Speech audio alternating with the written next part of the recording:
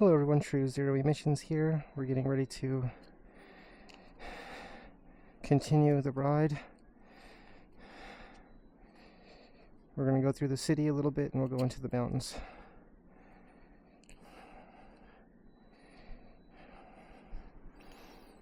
Well, I do want to practice sitting down more, which might sound funny because I can already ride backwards and forwards pretty well. But I'm still improving my carving and improving everything really, including improving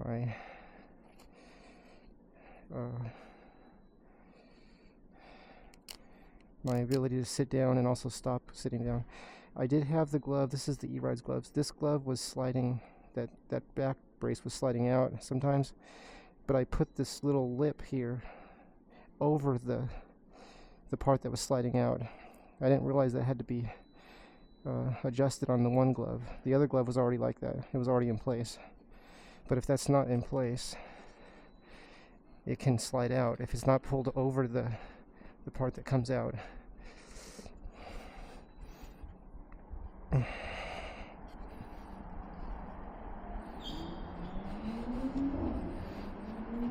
So right now I'm sweating because I've been stopped, but as soon as I start to ride, it'll be nice and cool, like air conditioning.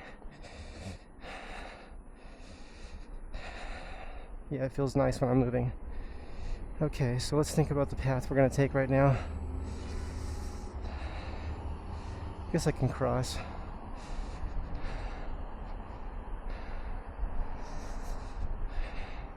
So I ran into a bee earlier. I mean, a bee went inside my helmet, and luckily it didn't sting me. I'm very grateful for that. I was careful not to like disturb the bee or scare it. I was trying to brush it away from my face, but I have my helmet on, I have my gloves on, and oh, you know what? I should go the other way. Oh, she's blocking the path right there. Maybe she'll make room for me. I'm gonna go this way.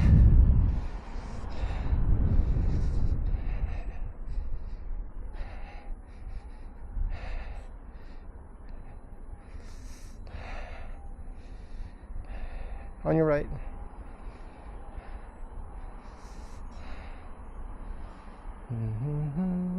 This is my low speed exercise right now.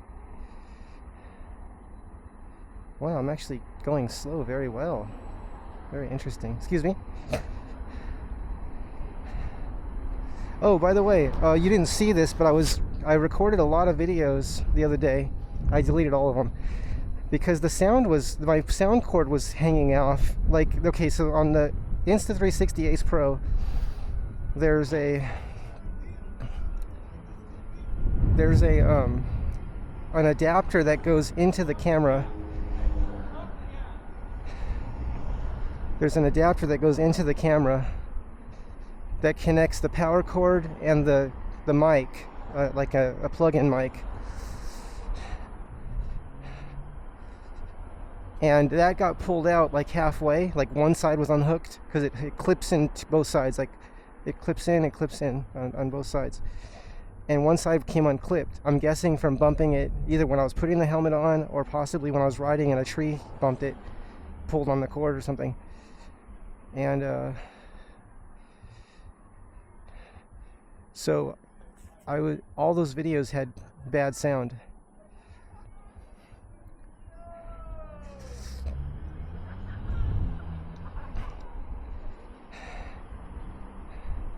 I should go talk to that guy and go, "You like these?"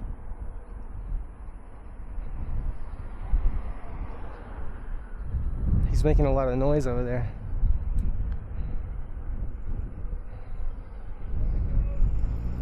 Want to race? Hey, you want to race?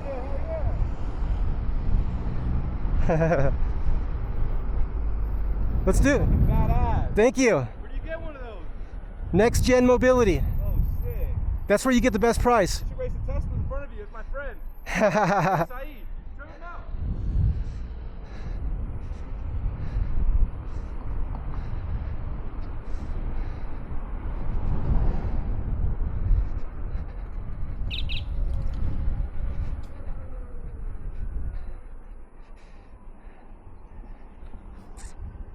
Can I go? I guess I can.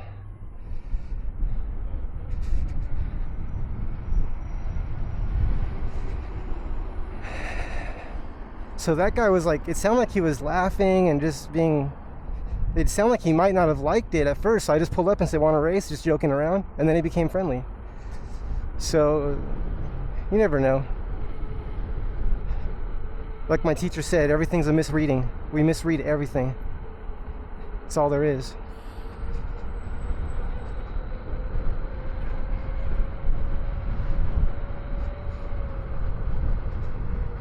So this is like, I'm riding this like a bicycle right now, right? Bicycles have full lane access.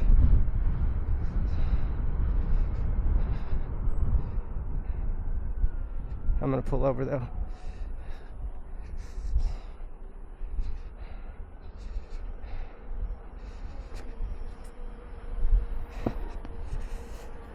Someone was saying, like, on their bicycle, they're like, hey, your bike's broke.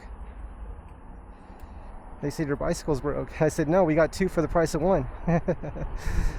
Right? Because some bicycles have two motors. So in a way, an electric unicycle is a bicycle. And we've made two commuters out of it.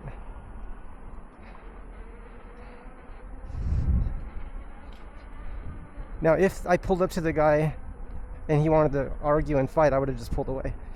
But he became friendly. I was able to engage him and talk to him. The thing about micromobility is there's a big sense of freedom in it, right? Like, and it's also like I feel like it uses more of the brain, right? Or a different part of the brain. Like, people talk about balance.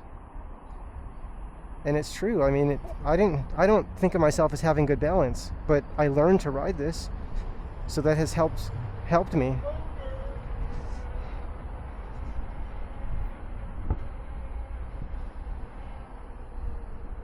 Make sure this car sees me. I meant to tap it and I pushed it too long. Okay, I'm gonna wait till these cars figure out what they're gonna do here. I'm not gonna pull out in front of a car, that's for sure.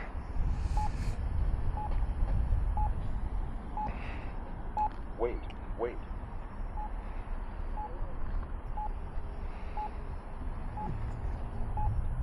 If you're not sure what a car's doing, definitely don't go.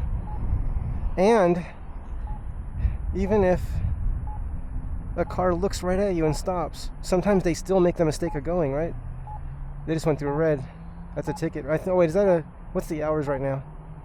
7 to 9 and 3. Oh no, I think we're good. The hours are good right now. So I'm waiting for that walk sign that tells me I can walk, right? That's what I'm looking for right now. And even though if it says walk, there still could be cars coming. I have to watch for that. But when this car goes and it's clear, I might just go because there's no cars coming.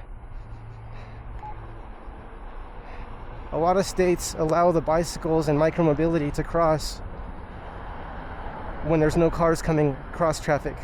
But you have to look. You can't just go through a light without looking. You have to look and make sure no one's coming. That's the requirement.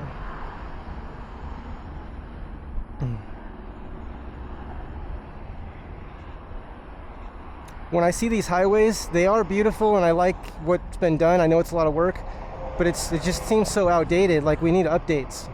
You know, we have traffic really bad. Everyone knows that. And nothing's been done for like 20 years. I mean, when I say that, they're spending trillions a year on improving the highways, but it's not really helping the traffic. And if it has helped, it's like 0.001%. That's what it looks like to me. In other words,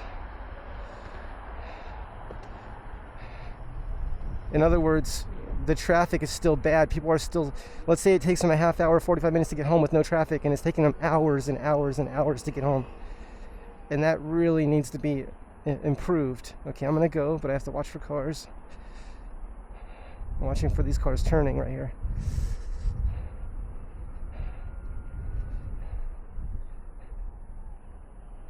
I wonder if I surprised that young man when I said, you want to race? He's like, yeah, race my friend in the Tesla. I love seeing people like the Tesla so much because they really are the best cars you can get for the price.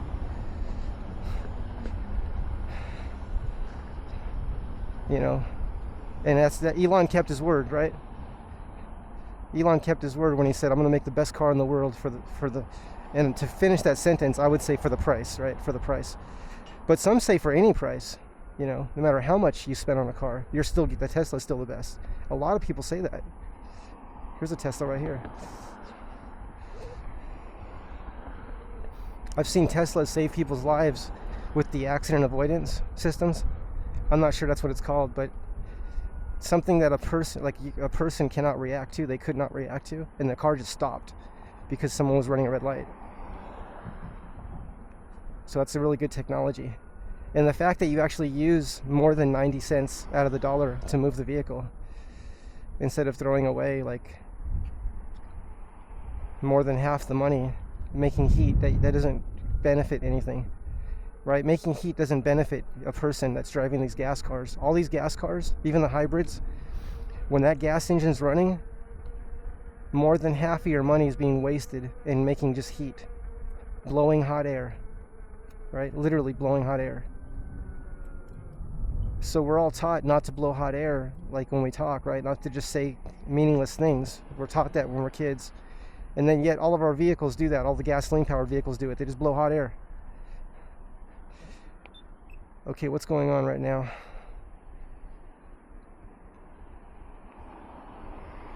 That's weird.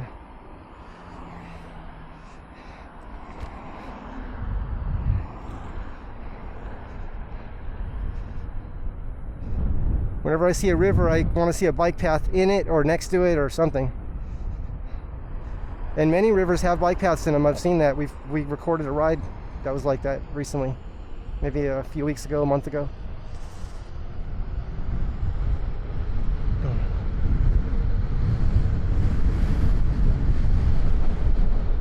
Okay, so right now it's really windy down the street, and I feel tempted to sit down. Because if I sit down, the wind doesn't push on me like a sail anymore, right? Because I'm now more one with the unicycle. I'm leaving my goggles off because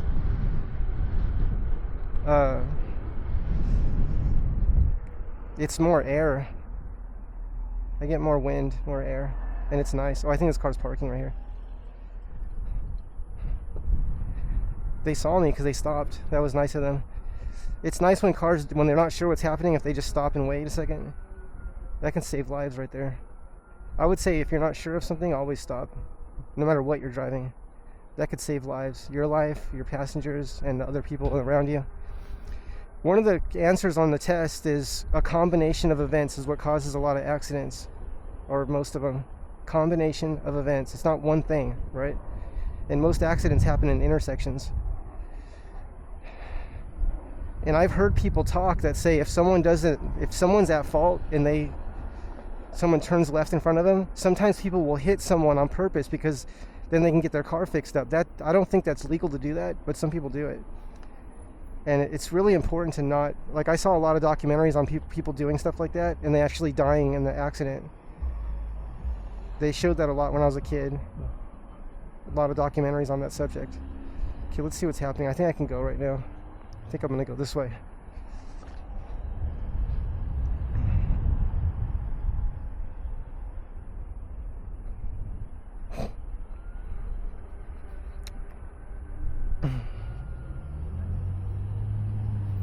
But I think most people definitely try to avoid accidents, which is good, right? You don't want to get in an accident. And plus, I don't know if people were joking around when they said that. Like, when I heard just people talking randomly. Like, it was their fault, so I didn't avoid the accident. I'm like, what? You know, when people start driving when they're kids, when they're teenagers, and they say strange things sometimes, but maybe it's just to get attention, right? It may not be true. Thank you.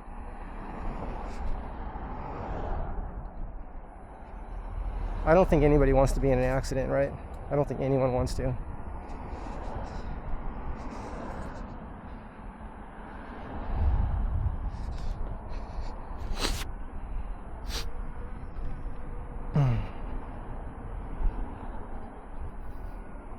Okay, I think this is a green light right here. Can't see the light. It's like angled that way.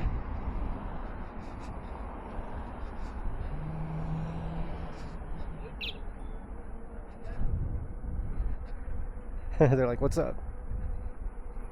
I'm like, look, get one of these. You don't have to take the bus. Or you can still take the bus, but this can be part of what helps you get where you're going. Right?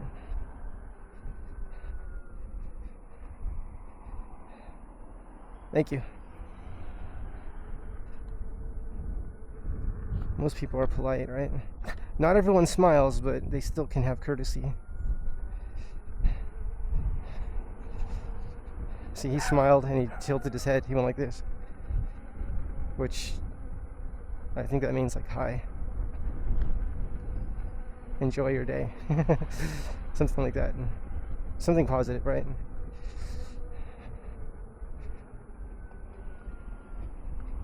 I think if a person was depressed, that riding an electric unicycle or some kind of micromobility, but in particular the electric unicycle, because I think people will still smile a lot when you're riding a bicycle, but when I rode a bicycle, which I do have an electric bike, and I compare that to riding the electric unicycle, it seems like there's more of a fascination with when you're riding with one wheel, and maybe it's because people are like, they're seeing that you're balancing, and I'm guessing that it appears that the balancing on one wheel is much maybe more challenging and more interesting looking as well compared to a bicycle. I'm gonna go behind this car because I didn't know if he saw me at first. Oh, that was nice of them to see me. I don't like going in front of cars when they stop, because plus, why do that? Why make them wait?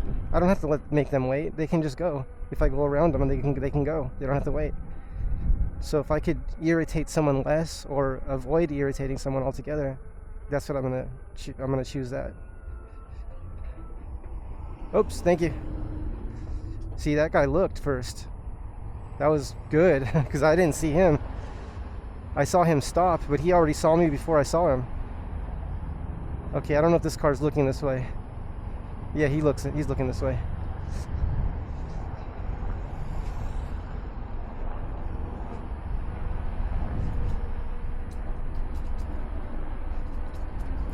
So I've been looking at YouTube channel Chooch Tech. So it's CHOOCH, I think it is. Chooch Tech. Wow, what great videos. What a great channel. And the video I was watching was on gear, safety gear. And his videos are so thorough and so detailed and meticulous. And I appreciate those videos very much. The video I watched, and I've watched a couple of his videos, but I never subscribed until recently. Okay, I'm gonna go around. Go this way. On your right.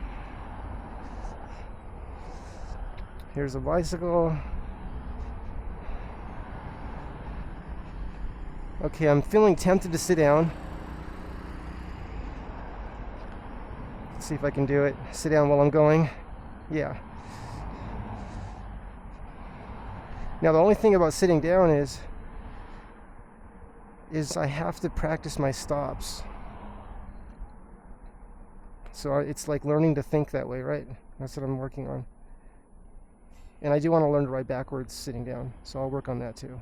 I'll probably use the shopping cart the same way I've learned everything on the electric unicycle.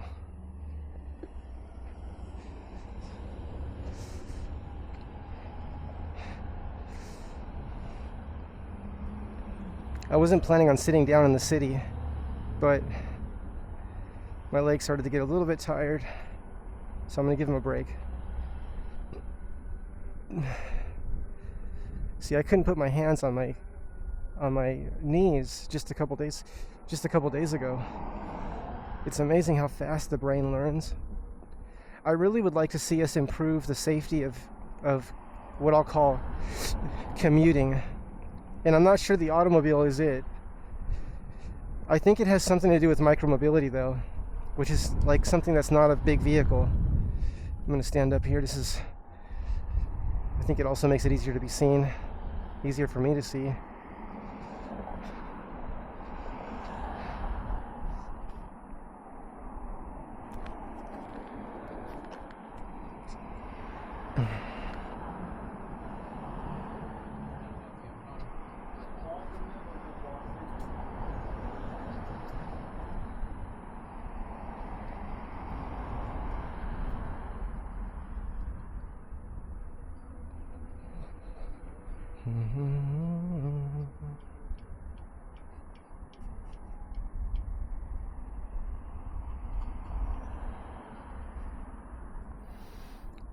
True zero emissions. All these vehicles wasting more than half their energy. Maybe true zero emissions is not wasting energy, right? Maybe it's still, we still use the combustion engine, but can we burn more of the fuel and stop like wasting so much fuel? We, if there's vapor fuel systems that were allowing better combustion, what's called stoichiometric, equal balanced complete burn, right? Shell Oil Company had competitions with that. There's still, to this day, there's still like fuel saving competitions, I think. And I don't know what's happening with the fuel systems if they've banned running on vapors. I haven't read it. I haven't read up on it, but I don't think anybody's running vapors. People are running fuel injection. I mean, I kind of glanced at it a few years ago. I didn't look deeply into it. What I try to focus on is like the extreme solution, what I think of as extreme solutions.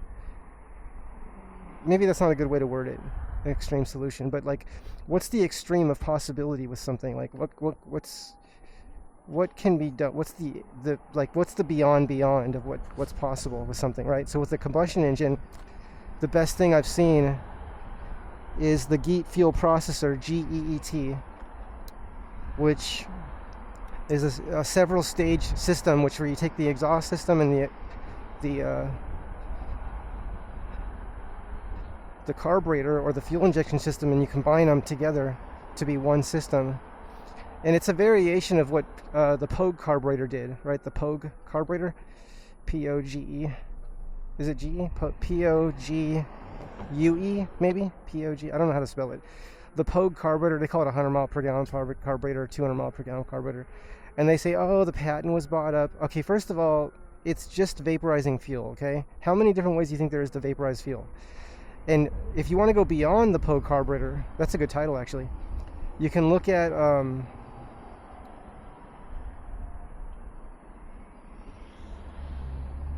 I think his name was Bill Kendricks. He was a NASA project manager, I think he was engineer as well, but definitely manager. And he had what he called the black box, which has many names. It doesn't mean everything called the black box is the variation of this, okay? People use the same name for many things. But what this was you flash vaporize the fuel at a really high temperature instantly. So you spray a fine mist of fuel at high pressure. So imagine like a fuel injection system, and imagine the fuel injector spraying the fuel onto a hot plate, something hot. It could be anything, and you could experiment with different materials, right? Stainless steel, just regular metal, any material. You can try different materials, but what happens is the fuel, it'll flash vaporize. Those are Bill's words. Flash. Let me start a new video on this. We're going to talk about fuel systems right now. Stop recording.